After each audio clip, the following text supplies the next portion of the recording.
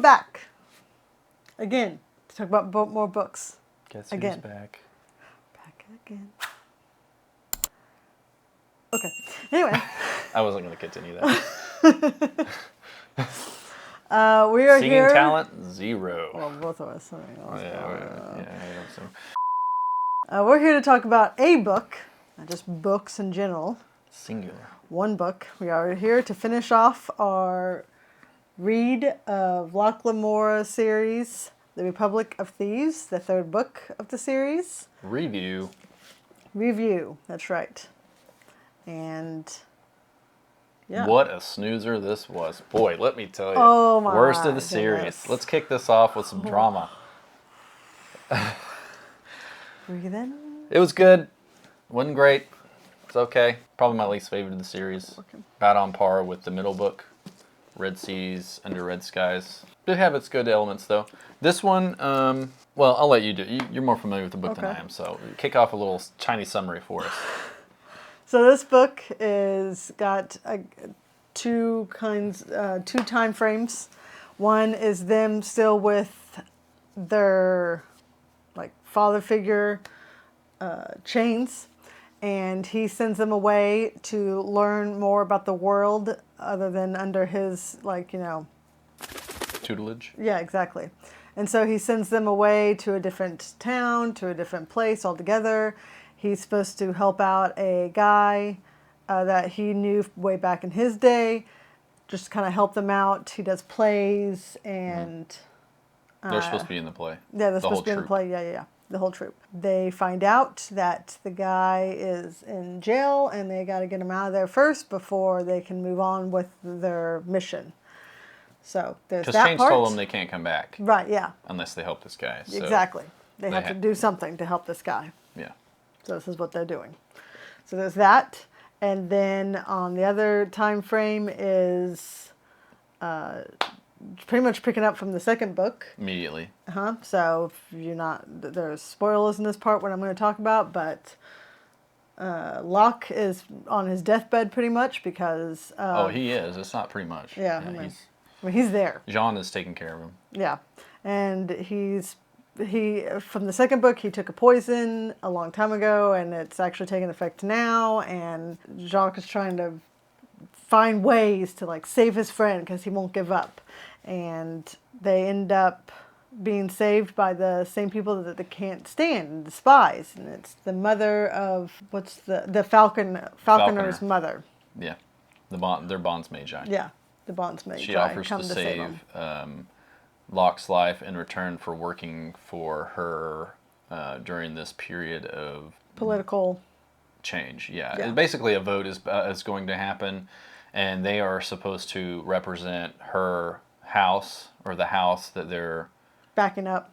Yeah, that they want to win this vote, and someone else represents the other side, and you find out who that is later. Sabbatha. Yeah. My favorite character. And he's, of course, totally smitten with Sabbatha, so he feels conflicting emotions about it, but his life is on the line, and he's being mopey about it, and Jean is like, you're going to die if you don't take this job, so just accept it. And so he lives, and he gets better almost, it takes some crazy spellcraft and stuff to get it to happen, but he survives. They get to work, which is the better part of the book for me, when Jean and Locke are in their groove and they're working on their little clever machinations on how things are going to work and what they're going to do. That is my favorite part of this series, is when they're working a job and executing their plans. It's very like Ocean's 11. That's by far my favorite part of this series and the appeal for me. So when it went to piratey stuff, which has nothing to do with their scheming, and to a lesser extent this representing this group of basically elite, elites and bonds magi, it's a little better than the middle book, but it's good. It's just, for me, it fell off because I really enjoyed the initial book because of its scheming and whatnot. So, but yeah, I mean, I was also listening to an audiobook. I think if I was reading it and I was able to reread the passages of the play that they were acting out, and I would much better understand the story and would probably like it better But I listened to it as an audiobook, and I just would tune out, when they're reciting their lines and such, and I got confused about whose real name was what versus who they're portraying in the story. Well, they get caught up with a guy in that is kind of like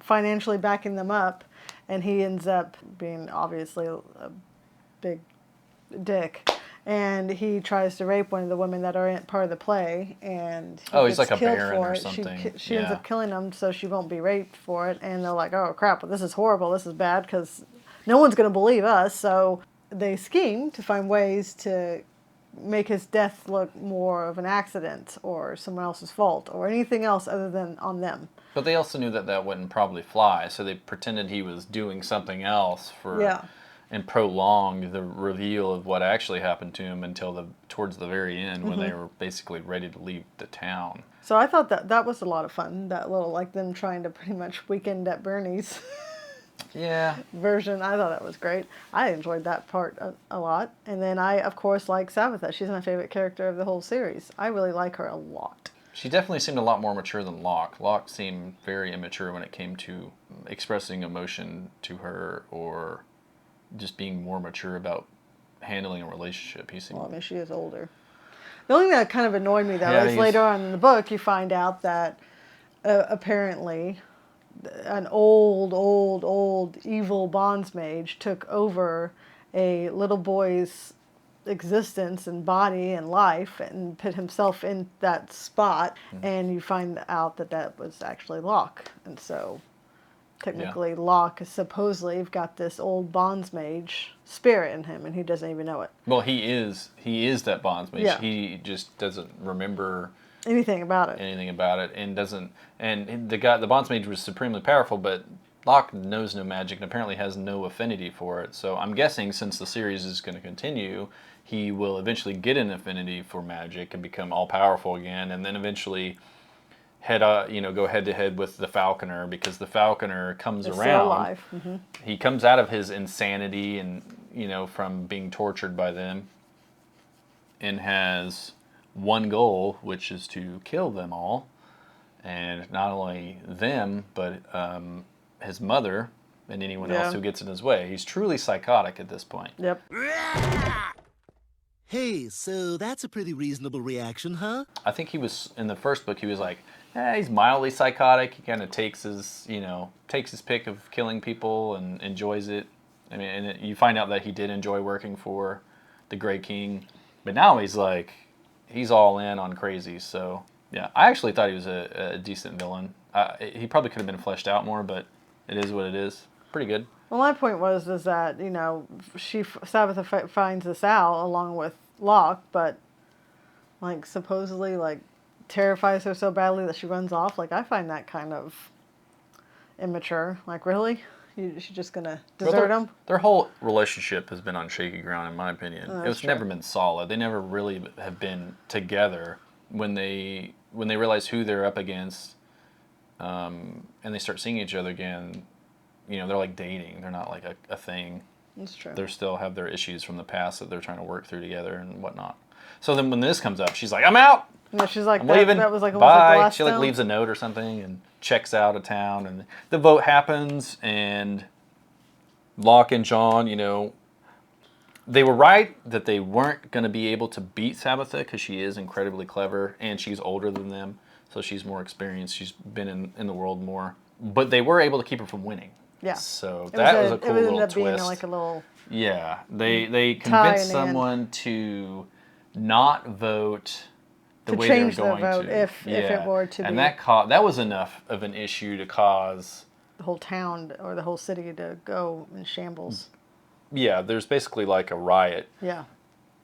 Right after this guy announces that he's not going to vote the way he thanks to Locke and he John. said he was going to, and that was their window to escape the town. Yeah. And the Bondsmagi, they think, but that's where it's left off at. So they have no idea. Yeah, so all in all, I forget what I rated this book, actually. It's been so long that we read it, and we should have made this video sooner, but, life gets in the way, so I would say that it's like a 3 out of 5. It was good. 3 out of 5 is a good rating. It was a good book. It had its moments. couldn't tell you a quote from the book to save my life. So I definitely good. like. I will admit though that the first book is the best. the first book is like the best, easily, I think. Yeah. Like a 4 out of 5, easy, 4.5 out of 5. You gave it a 5 out of 5 in Well, the beginning. it's a great book. Okay, 5 out of 5. I don't keep track. I don't have the little. Maybe I need a whiteboard with all my ratings on it when we do these videos. But it's a great book. I would highly recommend the first book. The other two, if you like pirates, take a shot at the second one. But you won't get the same level of heist and it's cleverness and even, I think, camaraderie that you get in the first one with the others, because for obvious reasons some of those characters aren't in the second and third books. Well, Which for technically me, they are the in the Gentleman third. Bastards as the group, even including Sabbatha, even though they only talked about her in the first book, it sounded really cool. I really liked that idea. I was hoping going forward after the first book, before I realized where it was going and what happened at the end of the first book, that this group, at least most of the group, would move on or continue to carry out jobs things. together. But that doesn't happen. No, it does not. Actually, I agree with you. When I first read the first book, I thought to myself that, it would not go at all where it's going. Like, not even close. I didn't even. It didn't even come across to my mind. So, but he's right. If you're not a big pirate fan, then the second one's going to be kind of like I'm not a big pirate fan, but I'm a bigger pirate fan than he is. And then the third book, I felt like, though, it comes back together with the whole heisting and the planning and the Locke and Jean doing what they do best. Yeah. Scheming, planning, trickery. But I gave it a 3 out of 5. You gave it a what? 5 out of 5. This 5. is one of my Clearly Sabbatha. biased. Anyway, but that's our review of what's it called again? Republic of Thieves. That's the name of the play, and also the name of the novel. Name of the play within the novel. It was good. Hopefully, the series will continue more in the heist direction, scheming direction. We have to wait. I guess we'll see. Apparently, he's writing more. Yeah. So. Yeah, it's not out yet, so we're now in limbo. But that's our video. If you enjoyed our video, give us a like, subscribe. What's the other? Comment. Tell us what you thought of this book if you read it, and we'll see you in the next video.